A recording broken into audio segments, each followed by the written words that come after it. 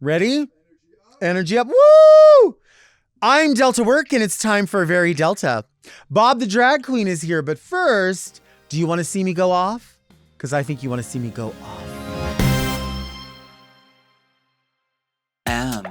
Oh. Mom! Are you a lady like me? Introspective, beautiful. Oh, are you intellectual like me?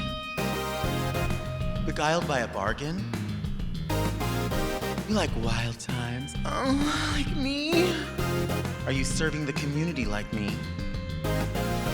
Well, if you are, then you must be very Delta. I'm Delta Work, and it's time for Very Delta, a luxury public access podcast and YouTube talk show where I look gorgeous, speak extemporaneously, and invite fascinating people to sit on the couch and get Very Delta. Very Delta is for the woman who has questions about the chocolate potato salad ice cream at Salt and Straw, now available in downtown Disney. But first, let's get into some things that are very Delta. Let's do that again. Was it? All right, let's leave it then. I like it. Go off, Delta! I wonder when Olive Garden is going to catch on to the fact that when I order my meal, I'm never going to eat the meal. I am just going to keep having them replenish the unlimited salad and breadsticks until I'm completely satiated. And then before I leave, I'm going to ask for extra bread for the table. I'm going to say it like this. They're going to say, oh, hi, can we get you anything else? I'm going to say, oh, could we get a little more bread for the table? And then they'll bring out more bread for the table. And then I'm going to sit there, chill for a minute, finish my iced tea, and I'm going to say, oh, could we get a box? And then they're going to bring a box out, and I'm going to put my whole meal that I never touched because I've been replenishing salad and bread and salad and bread and salad and bread. And then I'm going to get that last bit of breadsticks that they brought, and I'm going to put those in the bag too, and I'm going to eat my tour of Italy at home. That's how I'm going to do it. I mean, I know they have a meal there that's like unlimited soup, salad, and breadsticks, but in reality, every meal you order there comes with one option, either a soup or a salad, and those are both unlimited, but it's one or the other, right? Most people will get their salad bowl and they'll mix the salad up, and then they'll eat their salad and they'll go, oh, my meal is coming. And then they'll push the salad bowl away, and then they'll have their meal and they'll have some bread, and then they're good. I'm maximizing this experience. I'm maximizing this experience. I could just eat salad, right? Like I just want salad. I mean, I do want that other stuff, but I'm going to take that home. I'm just going to keep replenishing that stuff. And I'm not the pig with the cheese. Like I know they say like, let me know when it's enough cheese. Like I'm not like shaming anyone, but like, I just need like enough cheese. I don't need them to like go forever. I just need like, let's see, 1, 2, 3, 4, like about 5 seconds. 1, 2, 3, 4, 5. And I'm like, that's good. Not that I couldn't eat more of it, but like, I want to taste everything in the salad. I will say they're a little stingy on the dressing, and I don't want to always ask for more because not other people at the table might be having the unlimited salad as an option with this. So not everybody wants, their salad doused in that, but I love that dressing because it's sour and like, it's like tart right here. And I love the tomato. I want more tomatoes and pepperoncinis in mine. For some reason, I don't care where I eat a salad. And this is not an Olive Garden thing. This is not a Chili's thing.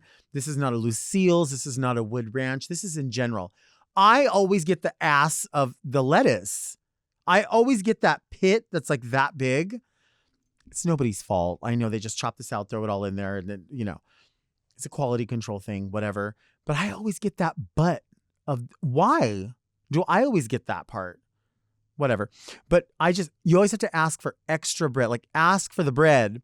And I tell you what, the trick on the bread, you can make it at home. It's just butter and garlic salt. Like it's not garlic powder, it's garlic salt. So if you get some breadsticks from Walmart or Target or whatever, you can make it yourself, but it's so much better there. And also those, what are those things called that they give you? Those Andes mints. I'm going to need a handful. I don't want this like, oh, there's 3 people at the table. Here's 3. Like, no, girl. Like, hook it up. You know what I mean? Ask for extra bread before you ask for your box. Because if you ask for your box and you wrap your food up, you can't just say, like, can you give me some more bread? Because your dining experience is over. But if they think that they're, somebody's going to watch this and fuck me over so hard. I know it. I'm going to get banned from Olive Garden. God, I do love Olive Garden. I don't want to get banned. The other day I was at Olive Garden and there was a lady there and she ordered, it was lunchtime. It was her and she had 2 other people with her and maybe a kid. Not that a kid's not a person, but you know what I'm saying? Like full grown adults and then like a child, maybe 10, 12. I don't know how old they are. And she ordered the soup, salad, and breadsticks, which is a great option, I think. And then she goes, what are your wines? Now, first of all, they have a thing there that says, right, like, this is what we have. We have a Paloma. We have a whatever, like, pretty drinks that you want. And then I'm sure there's a wine list in there. And I don't know what they have. Gallo, Sutter Home, something like Sutter Mill.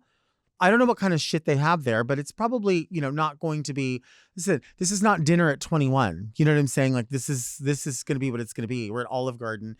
Next door to this Olive Garden is a Linens and Things that went bankrupt. So like it's closed down. Like there's that. And then on the other side is like Coldwell Bank something. So you get it. This is not a standalone place in Beverly Hills or something, but she wanted to know what the wine, what are the wines?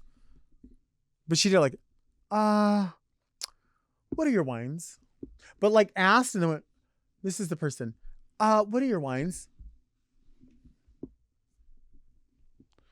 Like it was just so like, I don't know if I can, if you don't have the right wines. I mean, come on. The person was like, well, here's the list. So it's right here. And there's red ones and there's white ones. And so then she asked if she could sample the wines. Well, I need to sample the wines. Why? You need to see what pairs well with iceberg lettuce and red cabbage salad? What do you fucking need a sommelier to eat?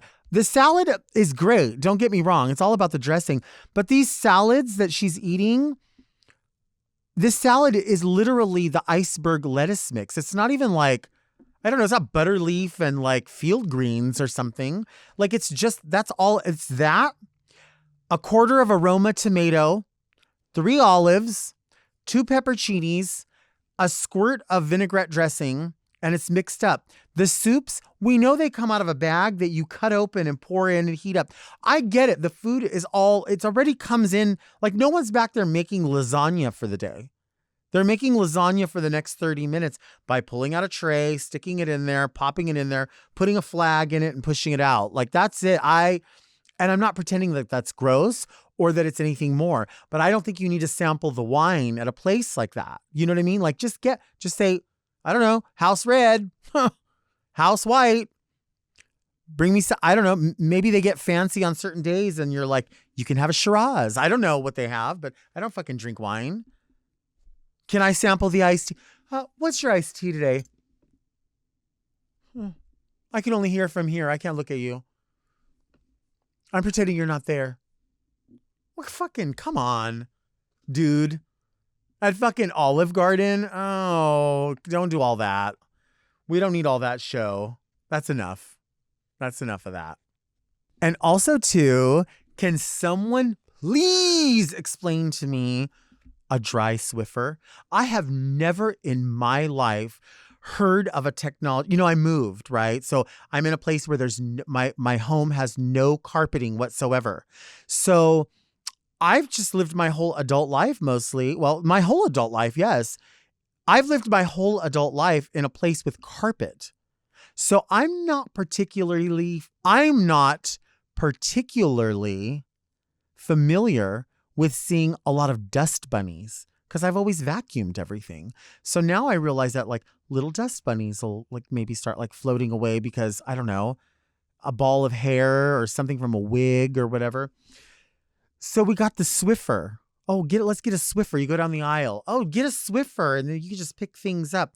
And I thought, well, that's interesting. So you buy the stick And then you buy this package that's honestly about that big. And these are the refills for it. So I thought, well, I don't know. It must have some sort of like magnetized, like, I don't know, it attracts in a certain way. So we get home and I open it up and like, you take the stick out, which looks like a broomstick or a mop handle. And then you stick it on there. And then you literally get your hands and then just fold this paper towel on there. And then you just walk around with this long stick and you just go, I'm Swiffering. Look what I'm doing. And then you just take it off and you throw it. That's the technology. This is what we've been waiting for. And I remember when Swiffers came around and I was like, oh, why do I really have a need for that? My kitchen at the time, I mean, I swear to God, my kitchen in my apartment was as big as this table. So, but now I'm thinking, I waited all this time to get into the dry Swiffer technology. I've got a roll of paper towels right there. I could take a broom handle and stick a paper towel on and go like that. You know what I could do? I could get off my ass and just get a paper towel like this and squat down and wipe up whatever hairball is there and fucking put it in the trash. But instead I need to pay $17 for this. And then I don't know, $8 for the pack of this. So I could go, look at me. That's the technology. Somebody made money off that. There's so much money that was made off of that. And I never thought of it. I sit on a law. Did I talk about the cowboy boot mules, Mark? This is the time to talk about it. I sit on so many things that like are ideas. When I was a kid, like everybody knew how homosexual I was. I used to have cowboy boots that I would wear with shorts because that's just what I wore. That was what I did when I was a little boy.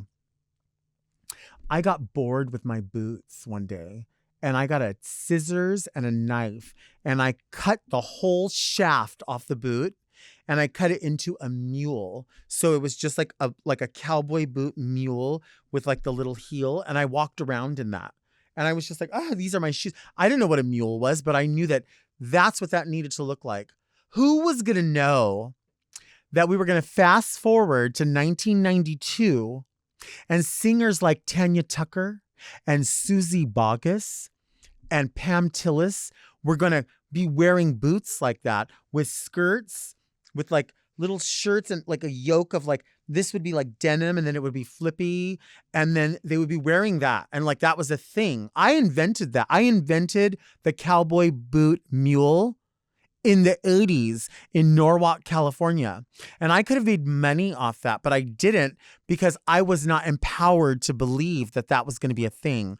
I sit on too many inventions. I lay claim to the cowboy boot mule to this day. And I feel like because of that, whoever out there that actually does manufacture that for their own companies should make that up to like a size 11 because that would be perfect for me. And I would be able to buy them now manufactured properly. And that's the same thing with the Swiffer. Why didn't I think about, oh my God, let's get a stick. Let's put a piece of a paper towel on it. Not even a whole paper towel, like one of those select a size. And then let me just go like this. And walk around the house. Look at me. I'm Swiffering. Dumb. And that's technology. That is the technology. And people are buying it left and right. There's an aisle for it.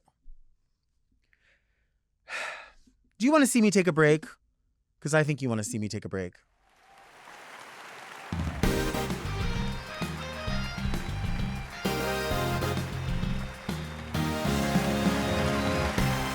Forehead Botox, just for life in general, but for drag, this will save your life. Like how? Like so the cracks. Yeah. They just stop. Like you won't have to keep like pressing powder into the crevices. And that's me. Like, and I feel like the harder I push, girl, you can't like exactly. Yeah, I'm trying to get to the bone at this point. Right. But I started doing, and Layla McQueen, who was doing my makeup for 3 seasons on We're Here, was like, "Thank you so much for getting Botox." Thank you for having surgery. Not that it's a surgery, but yeah, a procedure, sorry. And honestly, and it doesn't really do a whole lot out of drag, if I'm being honest, because the lines go away as you. Sure. When you're not wearing makeup, the lines appear and they go away. Mhm. But then when you're wearing makeup, the lines happen and they stay because the makeup creases. They look like little road maps. Yeah. And so that was like driving. I should put my hat back on. Sorry for the lighting. Energy up. Woo. We're gonna go right to segment 2. I think that's what we'll do. Mm-hmm. We are recording a audio podcast with a visual element, so we will be referring to the cards for accuracy. Hi.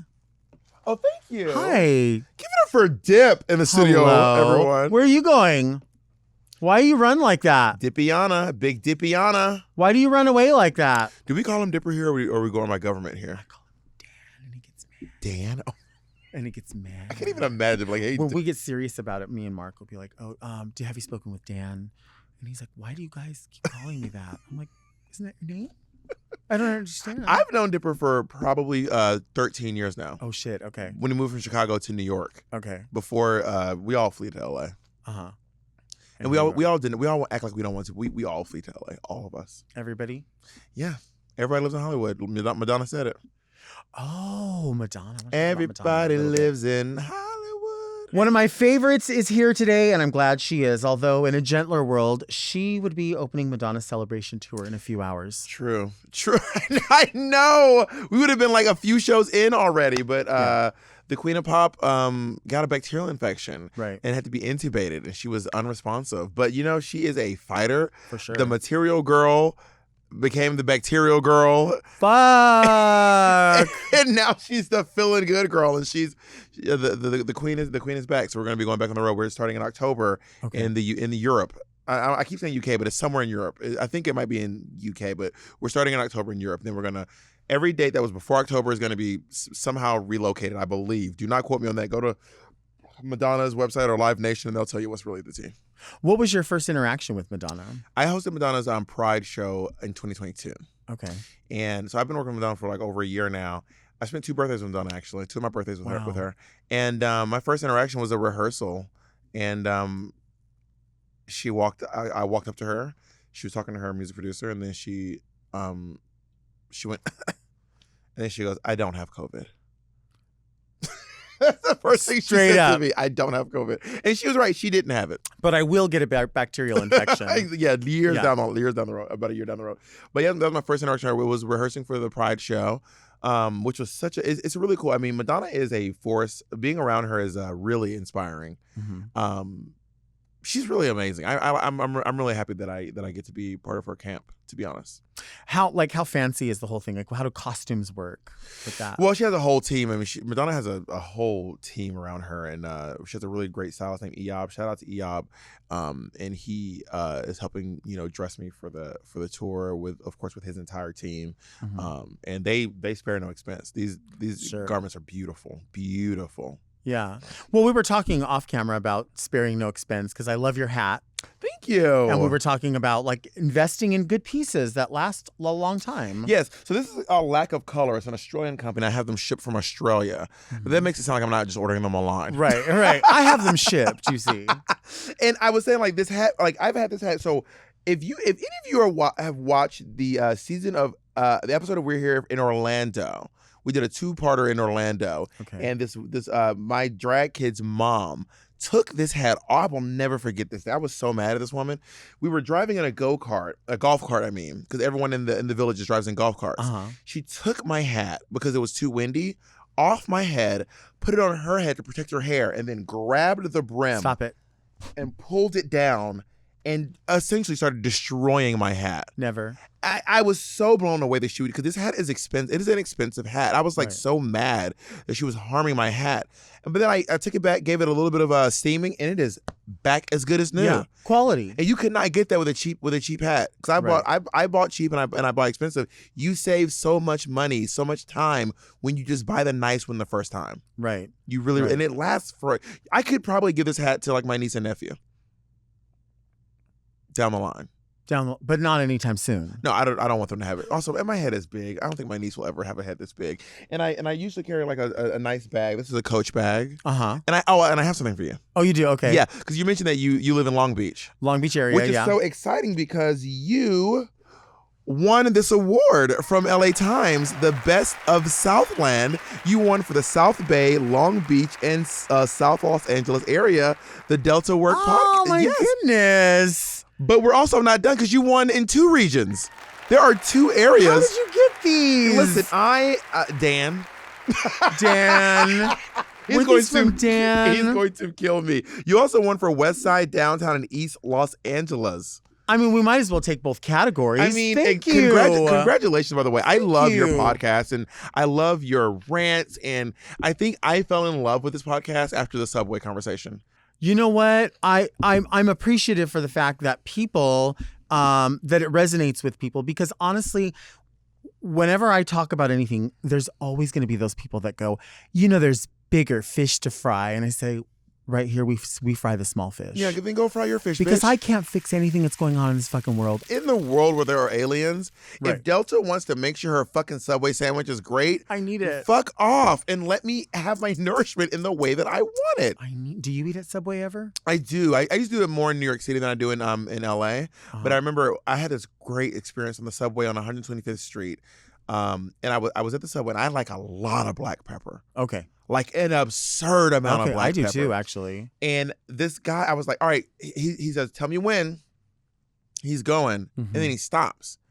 And I said, no, come on. Give me a little more. Right. He's like, and I was like, no, I want a lot of black pepper. And then he looked at me and was like, that's enough. And stopped giving me. No, I don't like that. And I was like, as if I'm like hurting your margins. Right. With black pepper. Right. Baby, this is cheap. Cover my sandwich in black pepper. Don't like I'm at the bar drunk. He cut me off. Right. On black pepper. Right. So that really annoyed me. So I don't know what that guy's doing today, if he's still at Subway, but he should not be working in that line of. If you can't give me my sandwich the way I want it, then you shouldn't be in this line of business. Well, I always feel like people think like it's coming out of their paycheck or something. And even if it is, it's black pepper. Now, what if it was white pepper though? I think that might be a little more. Is it more expensive? I don't. Does it taste different? I can't cook.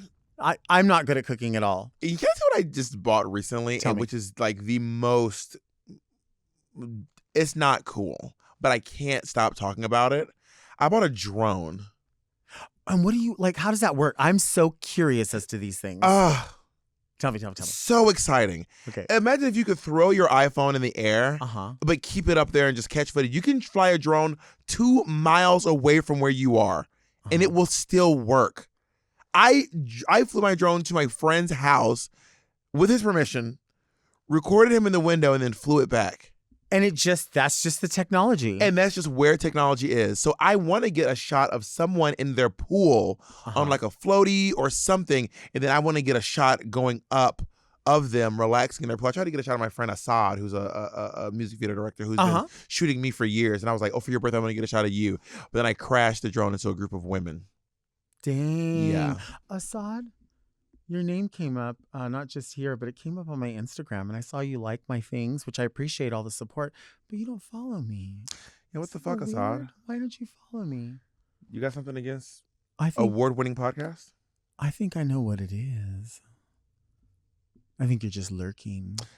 Are you? I lurk a lot too. I lurk on everybody's shit. I love to. You know what? I love looking at Instagram. Like I'm one of those people, and TikTok too. Like I don't give back to TikTok as much as I get from TikTok, and I should give maybe go live and do all that stuff because people I think people want to have a good time, but I always fear that.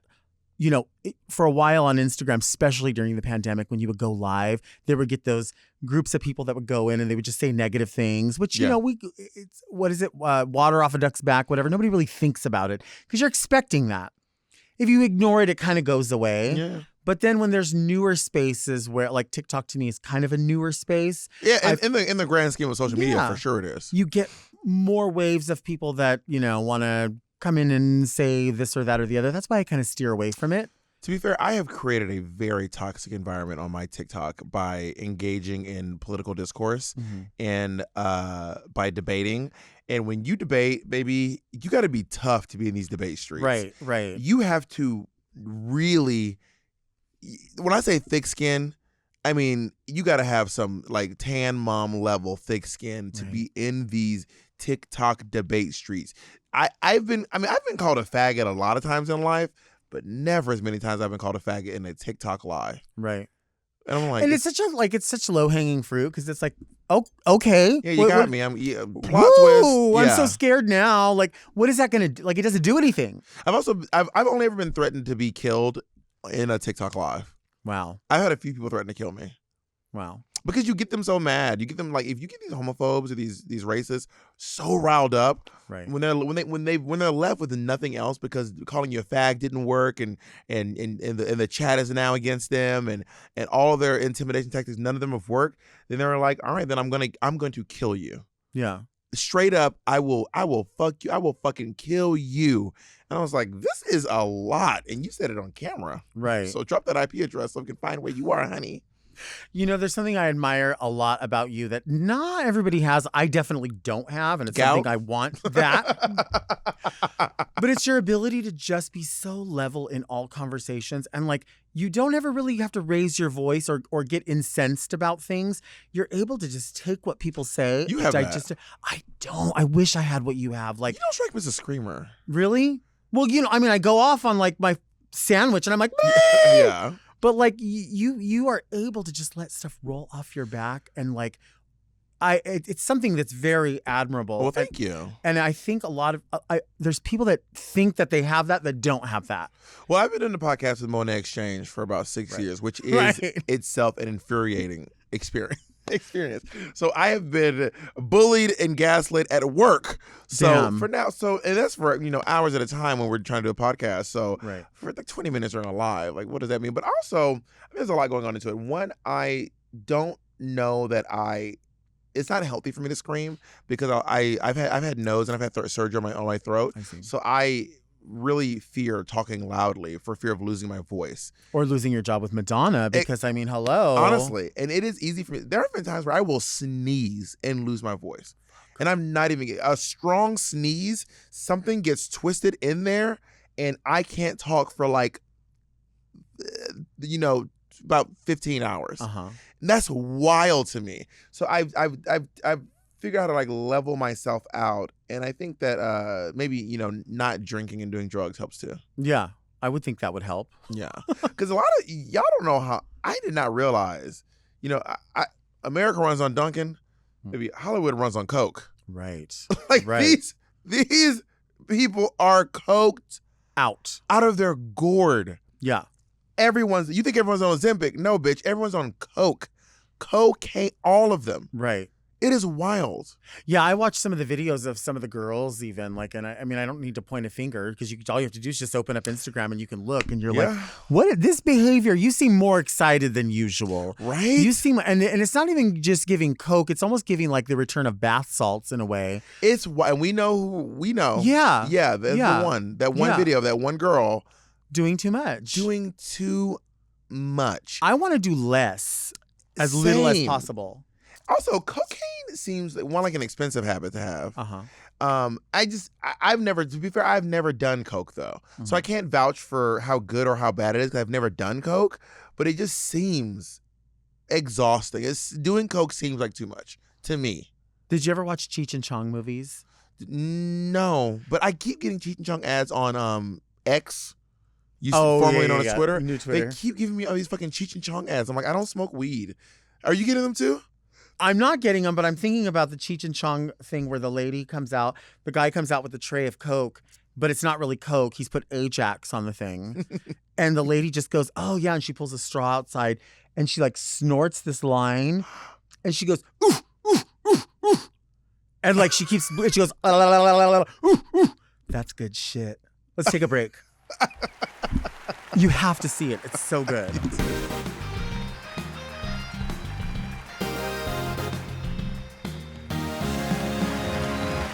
Is that chilled? Yes. Okay.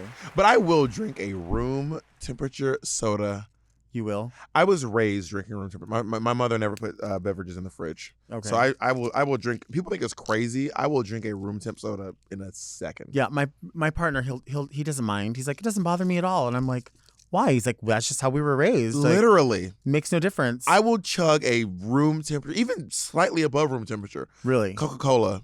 If I drink out of a can and I set it down and I come back to it and it's like warm or it's like room temperature, I'll throw it away. That is wild. It's piggish is what it is. And the reason I do that and the reason I'm piggish is because I'm an only child and I had a single mother. So I got kind of whatever I wanted in a way. That scans. Even though she was like, working her ass off to make it happen and we didn't have a pot to piss in, but I never seemed to sacrifice anything. Do you talk to yourself? Oh my gosh, yeah. Yeah, only children talk to themselves a lot. If you have a friend who's on each other, even by the way, when they're in the room with other people, they'll be like, I gotta make sure that I'm 100%. Full, by the way, answer, question, Yep. all alone Yep. in a room full of people. Unhinged behavior. And convince myself that like what I was gonna do is probably not what I should do. So let's just do this instead. Is being an only child, is it lonely? You know what? Not really. Like, I think when I see like my partner has like Davey has six siblings. Woof. And they all like love to play pranks on each other and do all that. I don't like that kind of shit. Don't trick me. Don't jump behind a door. Yeah. Don't do any of that. Have you seen those YouTube couples that are like the whole page, like we prank each other? And it's like, but also whenever I see the prank, it's always like something like the guy will be doing something like, my wife walks through a door, and then when she walks through the door, I just douse her in paint. Right. Cover her in paint. I don't get why and I'm that's... like, I don't think that's a prank as much as it's just an assault. Right. And then the lady will do a prank, and she'll literally just be like, shh. And her husband's like in the kitchen, like baking or something, and she'll just walk up with a cookie sheet and just smack him over the head like Stone Cold Steve Austin on the WWF. And I'm like, guys, these aren't pranks. No. You're just assaulting each other. Yeah. You're hurting people. How is that? Yeah. I feel like a prank is like a phone call or something like that. You won the lottery. Yeah, not like how much physical pain can I inflict, or how much can I inconvenience or ruin your clothes, or make you have to take after. Imagine if you just showered, right, and you're in your towel and you walk out and your partner hits the button and then just flour falls all over you. Right. We're not laughing. I don't find any of that funny. The pushing the face and the cake. You're Mexican. My ex is Mexican, and he's like, it's kind of a thing. He's like, I hate it, but it is a Mexican thing. It is a thing, but my family doesn't do it. And we are back with Bob the Drag Queen, who I am praying is building up a really, really good belch. Yeah, I think I need one more Diet Coke to get it, because I've been squelching them the whole time. Right. Dip. Yeah, we need another Diet Coke or Red Bull. Sugar-free Red Bull. Sugar-free Red Bull. Yeah. Yeah, I went to the drive-thru the other day and I ordered a diet ginger ale for my mom, because if you go to Jack in the Box, they have that 100 flavor thing where you can get any drink Obsessed. done anyway. Yeah, and the guy goes, "Here you go. What flavor of ginger ale did you want?" And I said, "Oh, just diet ginger ale." And he goes, "But what flavor is the ginger ale?" And I'm like, "Yeah, diet. That diet just means like there's no sugar," and like he didn't get it. Like it was a back and forth thing. And that's so hard for me. Well, I'm kind of on his side here. Because you don't like ginger ale? Well, because diet's not a flavor. Right, but he said, what flavor? And I said, just a general... Oh, you just want a plain diet ginger ale. A plain ginger ale, but I want it to be diet. I'm back on your side now. See, it's so weird. I flip-flop too, because I just realized the other day, as much as I don't like all that mayonnaise on my sandwich, at home I like to make tomato sandwiches on toasted sourdough bread, and I need a grip of mayonnaise on it. So why am I okay putting a grip of mayonnaise on my own sandwich, but I got pissed off when the lady made my sandwich with a lot of mayonnaise? Because you're a complicated woman. Because I'm complicated. And that's fair. You know what I mean? Yeah. Like, for example, there are things that when on the rare occasion that I will... that I will cook at home. And the only thing I can make is... I can make noodles, but they're nice noodles, though. Okay. They're not like just some... What's a nice noodle, though? So I take a pack of ramen. Okay. There it is. That's what I've been waiting for. That's what I've been waiting for. That was it. I'm proud of myself. All right. Yeah. Like hot dog water. Was it hot? What did you eat today? Nothing yet. Not a bite. You got to start with something, bite. Bob. Do you eat eggs? Know. Do I what? Do you eat eggs? I love eggs. You should get a pack of 6 boiled eggs at Walmart, and then you could just. There's a Walmart in LA? Well, I don't know. I live in the suburbs. This is true. You know There's how gotta be long one- I have to drive for a Walmart? I know, for boiled eggs, dude, because you don't want to boil your own eggs. That's cooking. No, and boiling eggs is a science. It is, because they'll turn green, Yeah. and nobody wants that. The thing about eggs, though, is you can eat eggs, but there comes a point where you're aware and you're like, this tastes too much like eggs. Oh, 100%. You kind of have to turn your brain off where you're like, Eggy. whoa, this is too eggy. It's like eating fish when people say, like, oh, Lord. Oh, Lord, the ghost is here. Jesus Christ. Were you scared? Halloween's right around the corner.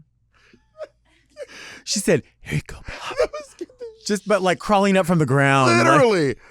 Oh my God. I scare easily. Do you really? Which is really upsetting because like when people see me out in public, they'll come up to me and be like, because they want to be respectful. Sure. Like a scream doesn't scare me, but it's like the quiet. It's when something's not there. So when something's there and it was not there a second ago, that's when it scares me. I was walking in my neighborhood and this woman saw me and I just felt this little hand tap me. And I jumped like this and scream. I do this all the time. People sneak up on me. I am startled whenever the elevator doors open and there's a person there. Oh, I don't like it. I don't know why it startles me every time. I'm like, Jesus, like it just startles me. So, I want to talk about the show We Are Here, because it's such an elevated experience. You know, we see Drag Race is huge. It's very beautiful. Queen of the Universe, very beautiful. The production value, but there's something about We Are Here that's obviously completely different because it really makes a connection with people, and it doesn't come off as produced. It's really people's lives. Yeah, it's drag queens existing alongside mere mortals, Right. Which we don't see. Right. Like drag queens and Moguls, so to speak, in the same space. You don't really see that on Drag Race because the people who aren't drag queens are on a dais or on a panel 50 feet away. You never actually interact with them. Right. Or people who aren't drag queens are being turned into drag queens, which does happen on We're Here. But we're also existing in the town amongst people who don't necessarily agree with us. It is drag in the wild. It is free-range drag. Right. Which I feel like we don't see a lot of. And I gotta admit, We're Here, I did 3 seasons, and now Mom's very own Jada Essence Hall is one of the new hosts, along with Priyanka and Sasha Velour. And you're really out in the wild doing drag amongst people who don't necessarily agree with what you're saying or what you're doing, or even you existing in general. So it is a very different experience than what we're used to getting in RuPaul's Drag Race or Queen of the Universe, or even these like scripted shows like AJ and the Queen, or these like little spots we do on TV shows like iCarly, and you've seen the drag spots on different TV shows. Sure. Yeah. It's Lucifer. And how does that transition happen? Like from this group of mentors to the next group of mentors? Is there something like, do you get to we haven't talk to we them? haven't had to have any we haven't had an opportunity to have any actual crossover. Okay. I haven't I did talk to Sasha Velour on the phone. And I was like, hey, but outside of that, we haven't reached that point yet, because we're all doing our own things. I'm getting ready to go back on tour with Madonna, Eureka and Chandler doing what they're doing, and then of course the 3 new hosts are creating a very intense reality TV show, like not reality, unstructured reality show. And the thing about like an episode of Drag Race is roughly 2 days an episode, right, more or less. An episode of We're Here, one episode can take up to 15 days. Wow. Usually it's around like 9, but it can take up to 15 days to film one episode of that show. I didn't even think that. It is grueling. Wow. It is a real, and they will put us in drag, put us in a swamp. We have been on top of mountains, mesas, not mountains. We have been at a monster truck show, at a rodeo, on a 4th of July parade. Like we've done it all in full drag. in conservative towns. Yeah, and you've been in mostly conservative places. What about this new cast? Would you say that they're like entering it in like an even more hostile environment? Oh, baby, it's 2023. Right. I can't imagine that the vibe for queer people, especially drag, which is trying to be outlawed in certain places. I can't even imagine what they're walking into. I think Priyanka tweeted out, first day of filming, I've already been called a faggot. Wow. And I was like, just once? Yeah. You know what I mean? I guess I tweet everyone's being nice this your season. ticker's not working yet. Exactly, yeah. You get your punch card on the 10th faggot, you get renewed for another season. You get your name on the Emmy. Exactly. No, that it is really I can't even imagine what they're dealing with right now over on the set of We're Here, or when they're out in the world. It can be scary. Mm-hmm. But there's also security and like a camera crew. So there's a sense of like safety, but also a sense of, it's also kind of terrifying as well. Sure. Who are the scariest Americans? Granbury, Texas was the scariest town I've ever filmed in. It was the first time I ever thought to myself, I actually want to, I was like, fuck this town. I don't even want to finish this. This is genuinely, I feel scared for my life. They doxed us. They threatened to come burn us. But overall, the scariest Americans, you think it's like a big redneck named Bubba from Alabama, but it's the more innocent looking. Mm-hmm. The tears of a white woman can burn down an entire village. Mm-hmm. Truly, the tears of one single skinny blonde young white woman can wreak havoc on entire. I mean, that's basically how the burning of Tulsa started. One white woman was like, he looked at me funny, right. And they destroyed an entire town. Right. Yeah. So what I really stand for on TikTok and Twitter is white people dragging other white people for their messiness. Right. Even like the white allies are like, we've had it. Even we're sick of your white nonsense. Mm-hmm. You know what I mean? So have you heard about Montgomery? I have. And a lot of white folks in the chat and been like, what we're not gonna do is, because the black folks are doing the work, but even a lot of white folks are like, what do you mean if the roles were reversed? This is literally fucking right. Alabama, baby. Like the last slave ship that ever came to America was in Mobile, right? In Alabama. So we're not gonna act like there isn't some chance that It's just like, we're in 2023 and you wouldn't think. I don't know why I say you would think, but like the hypocrisy of all of it, and the fact that it's just sitting there, and that they have to like create these narratives that, well, let's figure out a way where we could be victimized by this. And it's like, you're victimizing all these people. Like, you're doing this over and over. This country was built this way. Yep. It's not falling apart. It's going exactly the way it was built. I gotta be honest, in 2023, if you get on TikTok, Twitter, Instagram, and you make like a hot take on trans people, about how they're like Neo recently was like, if you want to be a lemon or whatever, it says something, if you want to be a grapefruit, you can be, I can't remember what he said, something, I identify as a cookie, right all that. If you get on the internet and you make some hot take against trans people just to like make your point, or just for the sake of argument, I hate you. Yeah, honestly, for the sake of argument. A curse on you. I'm not even kidding. Like, I curse you. I curse your family. I hope that you have hardship, hunger, discomfort, poverty, sickness. I genuinely hope that for you, because you have perpetuated and joined the conversation and allowed a marginalized group, even more marginalized than you, to accept the brunt of the patriarchy. Right. And honestly, I hope something bad happens to you. I really do. And I don't care if it does, and I don't feel bad about it. I curse people now. I love to curse people. I don't blame you. I mean, this whole thing too, like, I mean, this is such a, not even in the same comparison, but I talk about when I go places and like go shopping, and then the quote Karens that are like, I know that they know that I'm homosexual. You know what I'm saying? And I think they think you don't belong here.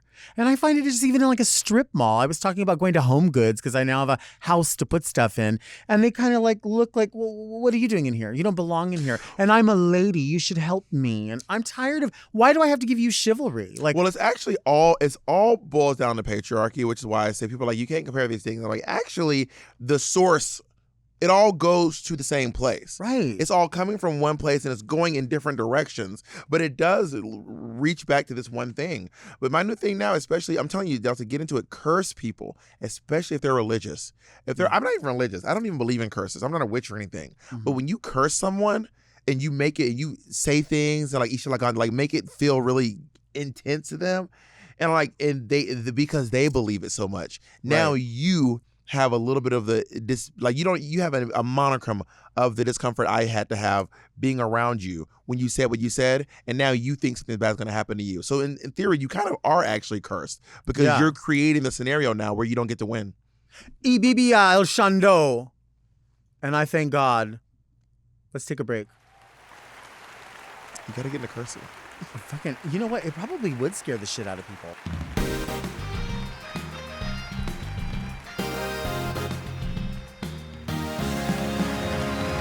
We are back with Bob the Drag Queen. We're burping. You're not complaining. I'm just talking about how you're so level about everything, and I admire you so much. I'm like, I like having people come here that I'm either friends with or people that I want to be more friends with. Mhm. And I everything about what you do, your style is always cool. Where does thank you. confidence come from for you? For me, well, I have a mom who like believes that the sun rises when I wake up and it sets when I go to sleep at night. Like my I mom love it. really got me out here believing that I am the only one, and I'm drinking the juice, baby. I love that. I have been drinking the juice for a long. And you know what? If you have like a queer kid, the support of a mom, when I tell you it goes, look at Gigi Good. Yeah. Look at Gigi Good and what she has been able to accomplish. Yeah. And obviously you can do this without support of a mother as well. But something about how her mom makes her outfits and supports her, it is clear, and it has really allowed her to just rock it. And have so much success, and I really believe that motherly support goes a long way. Yeah. And I just have one of those moms who just really thinks I'm just my mom sometimes calls me just to let me know that she thinks I'm funnier than Bianca Del Rio. I love it. I love it. You know, I see some kids like coming up in drag, and they have this sort of arrogance, and I sometimes say to myself, I would rather they be arrogant and then figure out how to channel that into just being confident. Yeah. Because it'll come, than not have any confidence at all. I would agree. rather, you know what I mean? I would rather see that and go, you know, she's a little mouthy, but she'll figure it out along the way. Being humble is such bullshit. It to is me. bullshit. It is. Let me read you guys the definition of humble. Please and then do. And then you tell me if you want this to be, because I hate whenever you like do something big, you got your Emmy. I'm sure I'm willing to bet the farm somebody had the fucking nerve to say, stay humble. Uh-huh. Don't forget where you came from. Stay humble. And they think they're like eating with that. This is the definition of humble. Having or showing modest or low estimate of one's own importance. Read that again. Having or showing a modest or low estimate of one's own importance. Of low social, administrative, or political rank. Do you want that to be a word that describes you? Right. That's so sad. So no, I will not be humble. I'm not interested in any way, shape, form, fashion in being humble, No. having a modest or especially a low estimate of my own importance. Right. Under no circumstances. So yeah, I think it's easier to dial back. It's kind of like when you're in theater. It's easier to have someone to dial it back than to be like, I need More out of you. Oh, I So so be- agree. To quote Candy Muse, let me be arrogant, baby. Yeah. Let me be arrogant. You know what I mean? Because you can dial it back, but it's hard to Yeah. get it from nothing. Yeah, I agree. It is way easier to dial it back. Well, this is the part of the podcast where people write in letters. Mm-hmm. And I feature letter openers because I love letter openers. May I see it? Of course.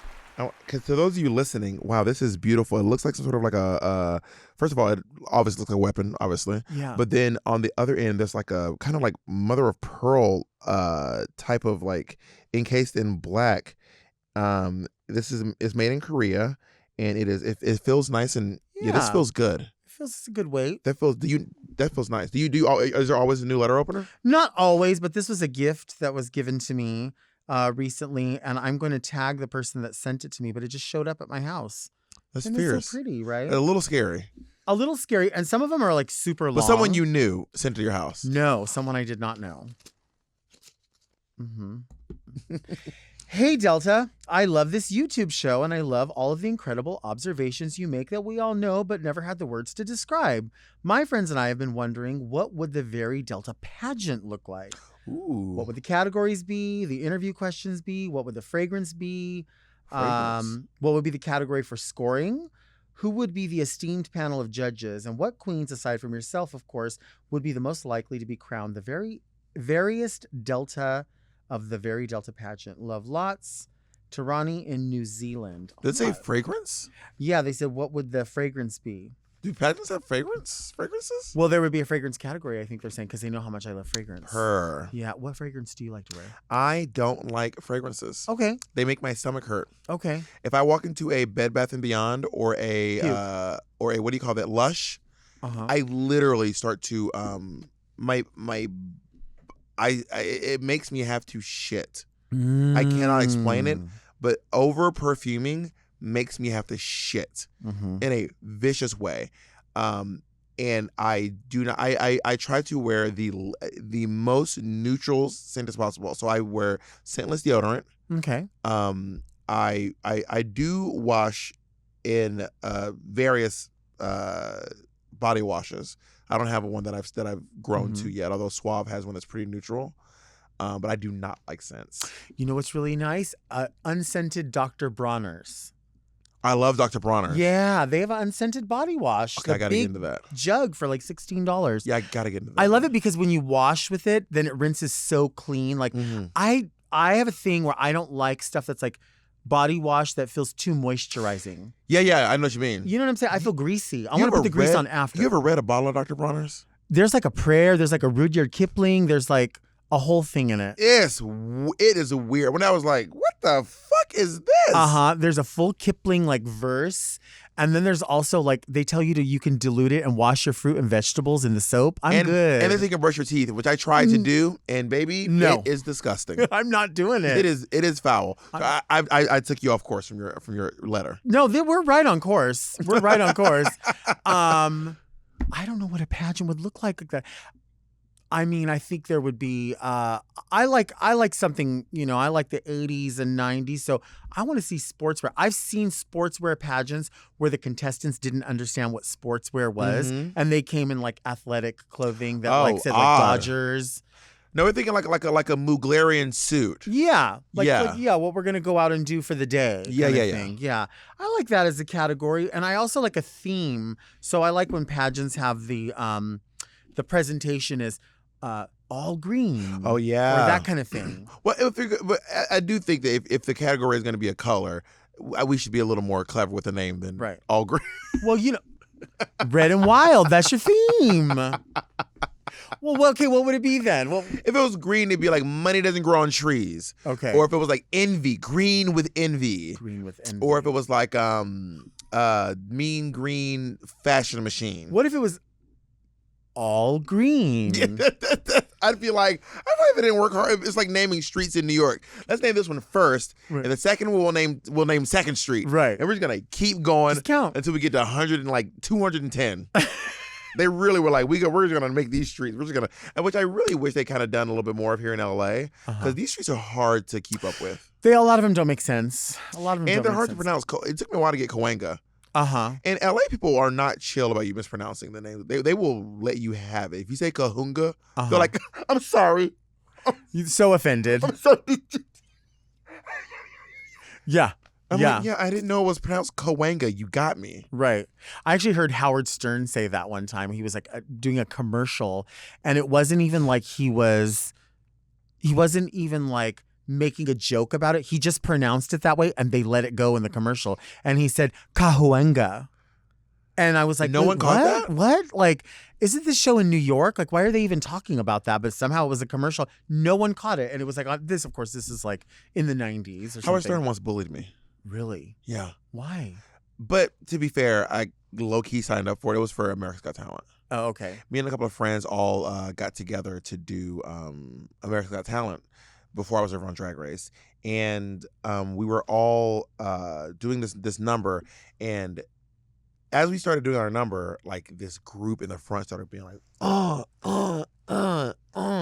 we were called Glamour Beats, all drag group. It was like, and then they started going boo X or something, and then so then it started throwing off. People started dancing out of sync, and then people started crying on stage. Oh my God. And then we got the XXX all in a row. And then then Sharon Osbourne was like, it looks like you didn't even rehearse. It's a no from me. And then Howard Stern said something like, I would, any one of you would love to have, would like, he was like, I don't know, you guys weren't great, but I would have sex with that one. Oh. And then she was like, I can't remember which one it was. She was like, well, I would never. He was like, any one of you would love to have sex with me. Ew. And I was like, I don't think that you get to say that. And right. This is on stage. It never aired. Probably because they were like, Howard, we can't air this. Right. But he was like, any one of you would want to have, and you'd be happy to have sex with me. Any one of you. I had a Drag Race judge tell me on Instagram that that she didn't like my behavior on my season. And an extra special guest judge or a judge? Extra special guest. Got it. Yeah, a comedian. And she was like, you should take responsibility for your behavior. And I was like, well, you know what? You're going to learn that now that you're attached to the show, that it's really not that deep. And is it the very tall comedian? I don't know how tall she is. Oh. But she said, I said, you're going to learn. And she's like, well, I said this and I said that. And I said, well, you sound like you're more of a fan than a judge. Like, I don't know. Like, it is a tall comedian. Is she tall? Yeah, she's very tall. She's like my height. Yeah. Yeah. She got really belligerent about it. And I was like, okay, well, I don't know what you want me to say, but I still saved the screen grabs of all of it just because I was like, I don't want anyone to say that I said anything like mean to her. Because I jumped. Yeah. Because I jumped into her conversation. I said, oh, I remember this. This was a crazy da-da-da-da-da. And she's like, well, you need to say this and you need to say that. And I'm like, well, I'm not going to say anything other than what I said. I think that down the line, she ended up being like, oh, the Drag Race. I think she tweeted out once. She was like, the Drag Race fandom is wild. I have to stop tweeting about this because I didn't realize how wild you are. I used to be an ambassador for Coach. And Coach did an episode with RuPaul's Drag Race. And they were like, we have worked with everyone. Mm-hmm. We have worked with the biggest stars. We have worked with brands, TV shows. We've never encountered a fandom as rabid, tense as the RuPaul's Drag Race fandom. Yeah. And it was all because they didn't let the queens have their purses. Dang. The queens designed their Coach purse and then they took them back. Yeah. And then the fans were like, how dare you not let these queens have these? But it's like, hey, you got your fucking money. You know everything.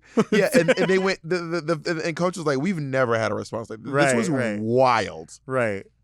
Yeah. She wasn't happy, and I was like, I'm such a fan of you. I love you. Like, I got into it with a extra special guest judge one time. Really? Yeah. She kind of let me have it online. Oh. A misunderstanding. What I said was, sometimes the girls on Drag Race pretend to know who the extra special guest judges are. Absolutely. And it happened to be an episode that she was there. And she was like, even though Bob thinks I'm a nobody. And I was like, I did not Never say said that. those words. Never. All I said was, sometimes I can't remember how I put it, like the girls on Drag Race pretend to know who the fans are. And and a lot of times we do not know. Mm-hmm. We are just straight up, you don't want to seem rude, so you're like, yay! And then they cut down camera, you're like, oh my God, again. Mm-hmm. You know what I mean? And I'm gonna see if I can find the exact tweet that she said. But I remember being like, we ended up clearing it up in the end. But I was like, this is wild that you said this. That right. You like came on the internet and said what you said. You know what I mean? Dear Delta and gorgeous, thoughtful guest, I love the show. And I have to shout out to your producer, Mark. He's a zaddy. What's your favorite kind of climate change denial? What is your most horrifying story about performing in the heat? Love always. Very SD Muscle Bear for now. That's their name. SD Muscle Bear. San Diego? Yeah, I think, or South Dakota. San Diego's closer for us. Yeah, probably. I mean, the last one was from New Zealand, so you never know. That's true. Do you have? Oh no, I actually do have a horrifying story about performing in the heat that involves you. And it was the first time I met you, and I was with Mayhem, and we were in Sacramento or San Jose. Yep, I remember this for a this Pride. Yep, and I remember I was wearing a camouflage outfit with this big curly hair. I remember that. and you had like platform boots, like With spikes on them. yes. Yep. And I remember we were doing this Pride, and they said, "Don't worry, it's going to be so air conditioned. There's a trailer. It's going to be great." And we walked across this field, and when I tell you this trailer was so old and so broken down that we already knew. And I said, "Where is Bob? Like, we're going to meet Bob." But you were just right off the show. And they were like, "Oh, she's in the trailer." And we opened up that trailer, and you were sitting on the ground with your knees up to your chest.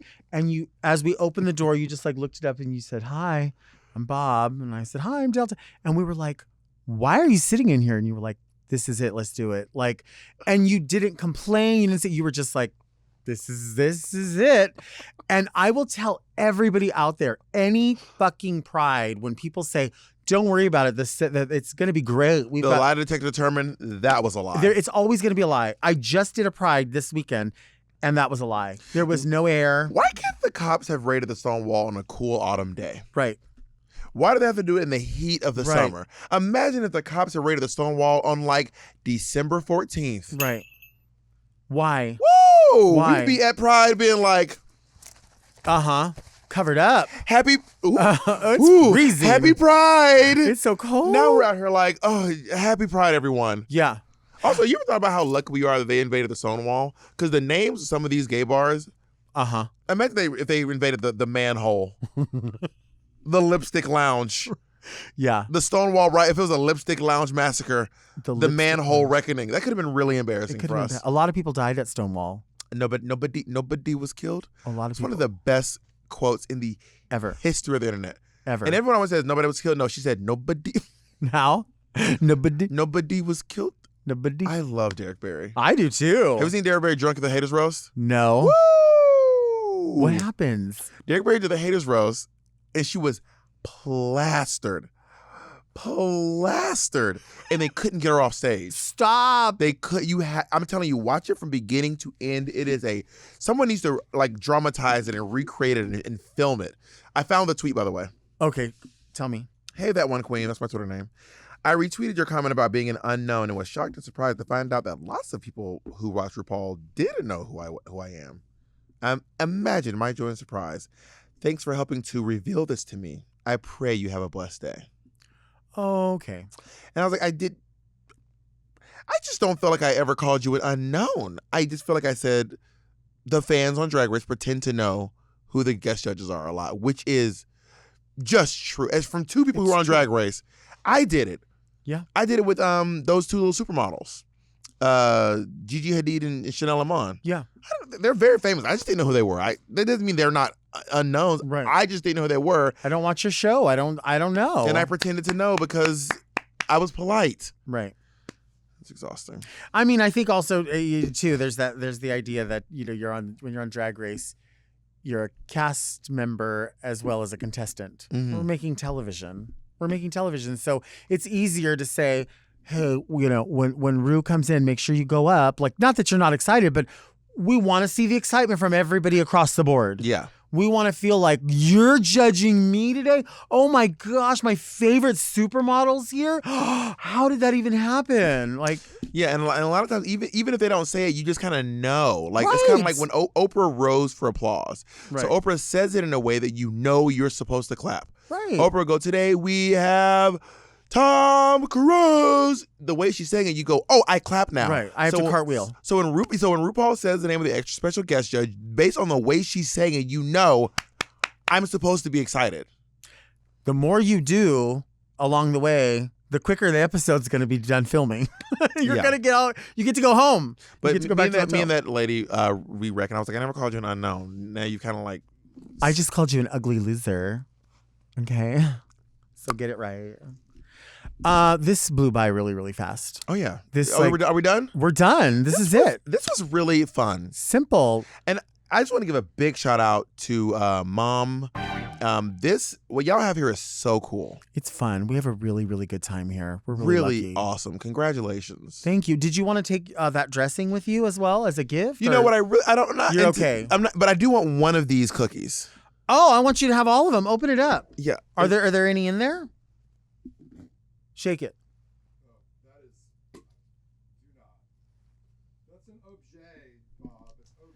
Nothing in Hollywood. Where is real. are our cookies? Oh, we do have a kitchen here, though. Does it have pirouette cookies in it? Thank you all for listening and watching Very Delta, and a hello to everyone on YouTube. Subscribe to Mom Podcast so you don't miss an episode, please.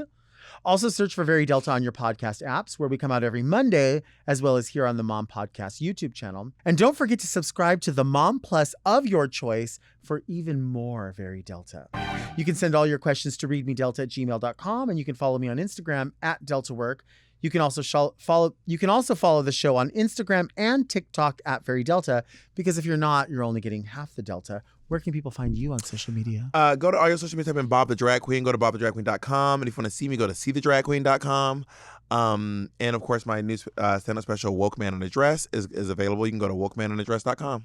Join me next week right here. And until then, make sure you are keeping things very funny. This episode of Very Delta was brought to you by Orange Diamond, the official emoji of the Very Delta show. To listen to Very Delta one day early and ad-free, sign up for Mom Plus at mompodcasts.plus.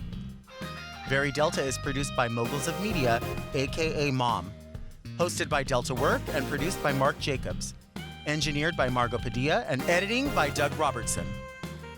Executive produced by Willem Belli, Alaska Thunderfuck, Big Dipper, and Joe Cilio.